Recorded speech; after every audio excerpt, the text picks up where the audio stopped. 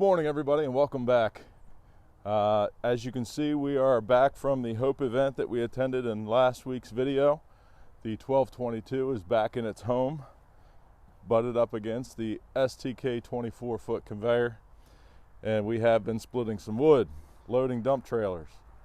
The other dump trailer is down here, staged in the yard, and my beautiful bride Valerie is going to be coming over here shortly to begin stacking the wood in this trailer. But we've got some wood laying around here in the yard that I definitely want to get processed and stacked down here.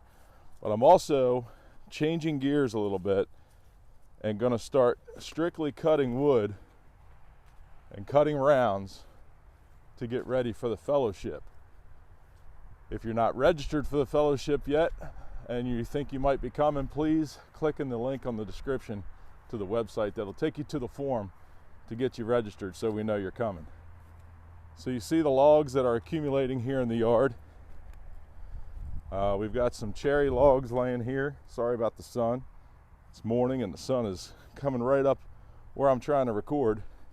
We got some locust logs here, some white oak laying over there, and some pin oak that we just brought in right there. And of course, we've got the rounds that are over by the shed still. So we've got quite a few logs here to get bucked up, but the rounds that were cut up here next to the splitter before last week are pretty much done. So what I'm going to do today is I'm going to start bucking on these locust logs and get them rolled over next to the splitter to finish filling this trailer. It's about half full right now, but I want to get that trailer loaded so that when Val gets the first trailer empty, I can have another one waiting for her. She still likes stacking, so I'm taking advantage of it. But I'm going to show you something different today about how I'm going to buck these logs and how I'm going to measure my 16 inches. It's something you may have seen before, but I want to show it to you and I want to try it out myself to see how well it works. So stick around and see what we can find out.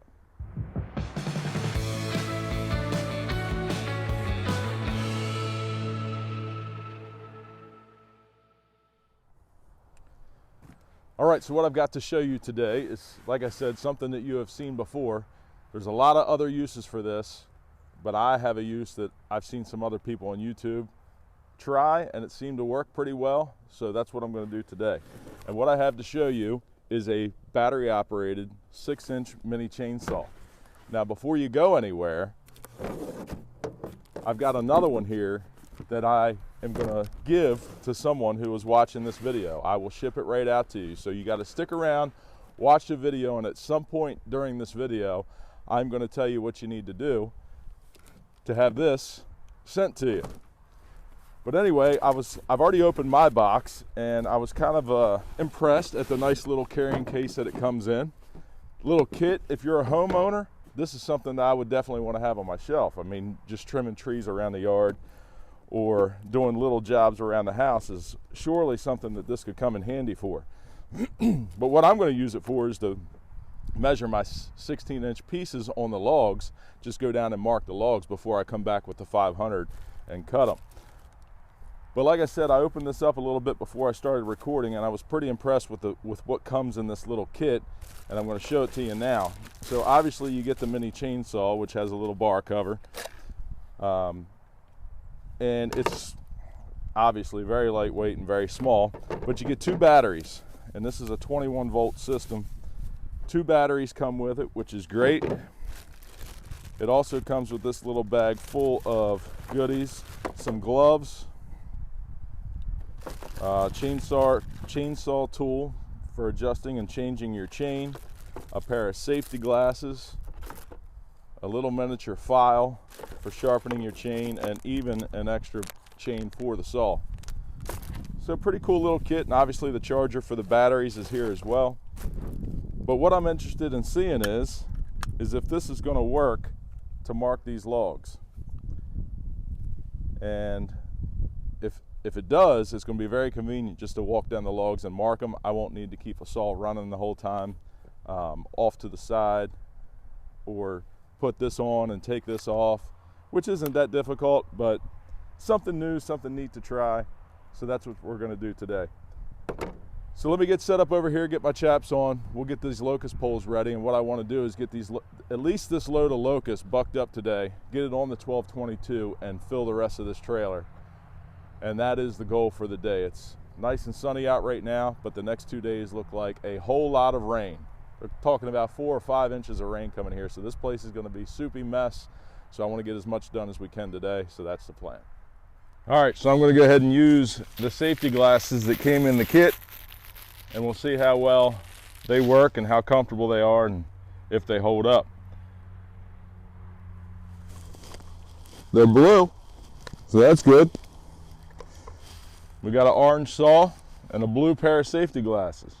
Let me get the gloves on. We'll get the battery clicked in here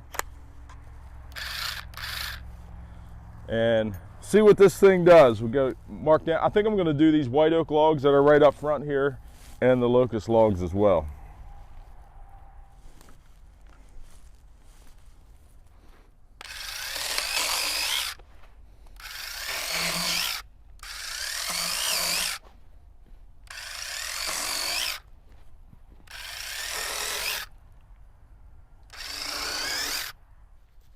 I was thinking that some of you might be curious as to how well this thing will actually cut through a piece of wood. Rather than just marking it, let's actually cut through a piece of this locust here and see how it does. Did notice that, you know, you want to get the saw moving before you put it in the wood. You can hear that after you pull the trigger, it starts out slow and gradually builds up RPMs. So get the RPMs up first, I would imagine is the best way to do this, and then start cutting.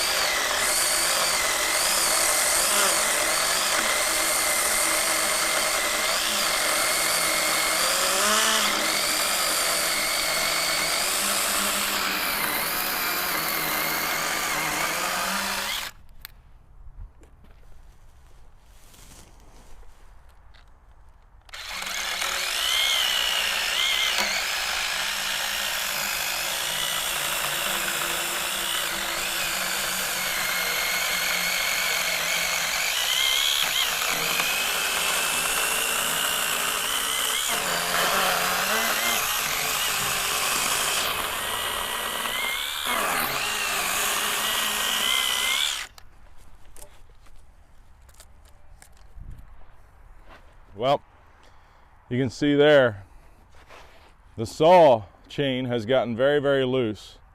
It shut off on me one time while I was going through there. Locust is obviously some pretty hard wood, but cutting through this smaller piece, it shouldn't have a problem. So I don't know if the chain has stretched or if the chain has gotten loose, but we're going to check that out right now and I'll let you know. So let's flip this cover open here and see what we can see. So this is the adjustment for the saw, and it doesn't look to me like this has come loose or anything has moved. I can't get the bar to slide, so I'm thinking this is all chain stretch. We all know that a brand new chain always stretches some. A small chain like this, I guess it doesn't take much to make it very loose. So we'll loosen up this nut here, tighten the chain, and see if it holds up and retains its tension once we tighten it for the first time. Let's finish cutting this locust log, and then we will get the 500i fired up and get these things cut for real.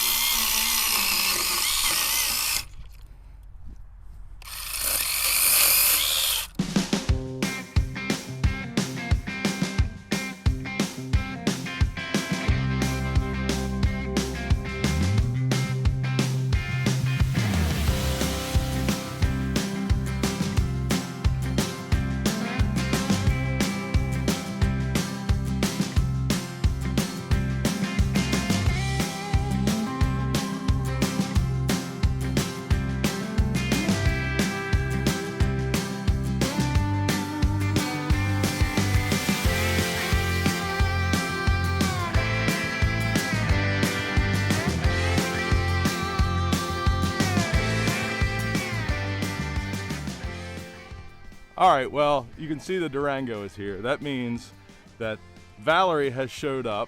She is already down there, has got the trailer hoisted up in the air and has started her stacking process. Taylor is also here. She has come to make bundles. And a little bit of news, exciting news for Taylor this week, well, coming up in the next couple weeks, is that she is getting ready to take her test for her learner's permit to start driving a car. We've been giving her an opportunity to drive the car around some parking lots and areas here lately. She's really excited about it. She's doing really well.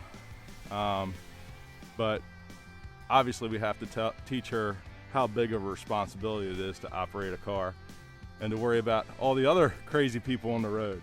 So when is your test date, Taylor? December 28th at 10 a.m. She will be taking her driver's permit test. So everybody wish her luck, and I'm sure we'll have an update on that soon. How many bundles are you going to try to get done? 20. You're going to make 20 bundles. All right, let me get her set up, and then we'll get back to cutting. All right, so all that locust and white oak that was laying right here at the front of the yard is now bucked up and ready for splitting. I used the skid loader and pushed most of the rounds over closer to the splitter, so I didn't have to roll them or carry them as far. So what I need to do now is Val is still working on the load, stacking that load down there. So I'm going to hook up the dump truck to that trailer, pull the trailer forward for her a little bit so she doesn't need to walk in between the pallets and the trailer to stack. I got to keep the help happy. So that's what I'm going to do right now. Then we're going to fire the splitter and the conveyor up and finish loading this trailer.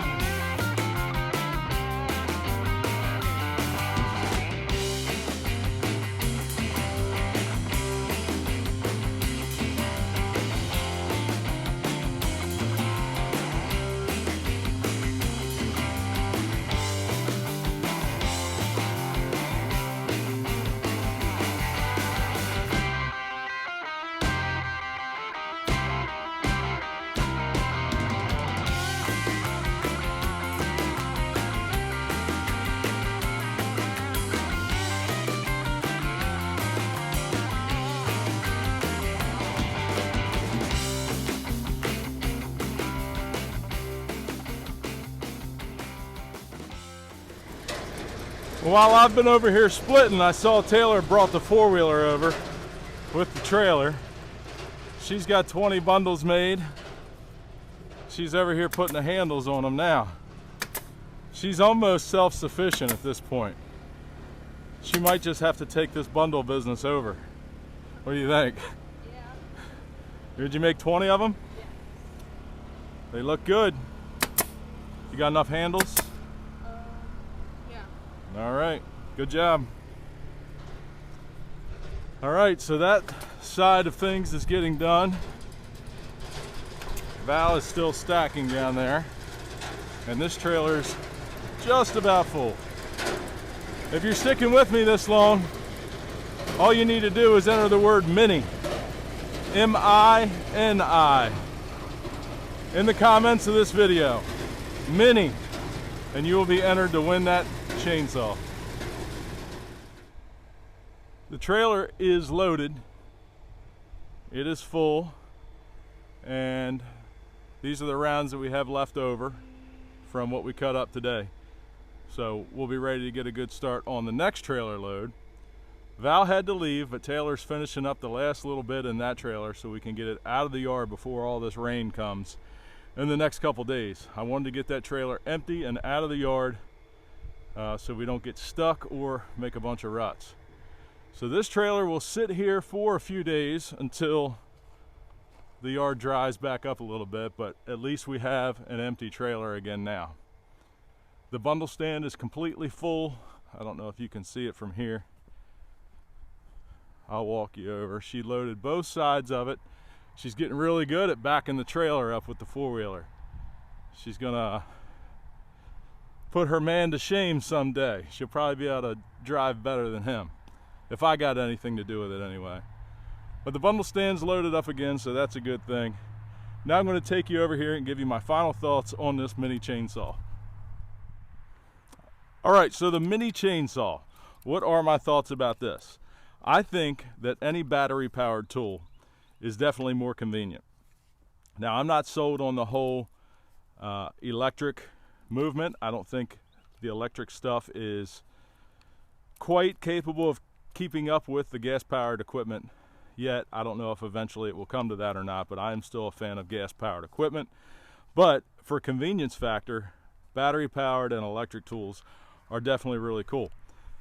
Now, as far as the mini chainsaw goes, you know, using it to mark the logs for 16 inches, I think that's a use that I probably will not continue to do. While it does do a good job marking the logs, it's just as convenient to put the magnet on the side of the saw and mark it as you go. This, I believe, is more for somebody who wants to put it in the case on a shelf to be able to do chores around the house, pruning trees, trimming limbs. If a limb breaks off in a storm or something and you just got to nip it the rest of the way off, this is perfect for doing that. For guys that are doing what I'm doing with firewood, it's really not practical for this application, but I think there are a lot of great uses for it. So we are going to give one of these away, and earlier in the video, if you were watching, I did tell you what you needed to do to be entered in this giveaway. It's a really cool little kit. There's a lot of stuff that comes in it. You know, they thought about the safety glasses, they thought about gloves, and threw that in there for you. So if you want to keep this in your garage on a shelf, and in that moment when you need a saw for people that don't have a lot of big, heavy-duty power tools, this is a good thing to keep in the house. So I'm going to get down here and help Taylor finish stacking this wood. We'll get the trailer empty, get cleaned up around here, and get home. So wish us luck that we don't get too much rain in the next couple days. I think it's probably going to be a mess here for a little while. Next week's video, I've got something coming to you that I've been getting a lot of questions about, and you're probably not going to like what I have to tell you. But I have to tell you because people are asking. So make sure you tune in next Wednesday morning at 7 a.m. for that. I'm not going to give anything away right now, but it's going to probably ruffle a little bit of feathers, but it is what it is. So take care, everybody. Have a great week, and we'll see you next time.